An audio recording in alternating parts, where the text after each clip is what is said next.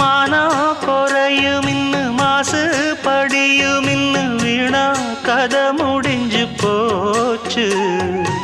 ஈசான மூலையில லேசான பள்ளி சத்தம் மாமன் பேர சொல்லி பேசுது.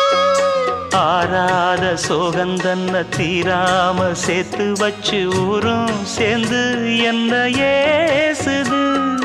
மாமா மாமா உன்னத்தானே எண்ணி நானும் நாளும் தவித்தேனே.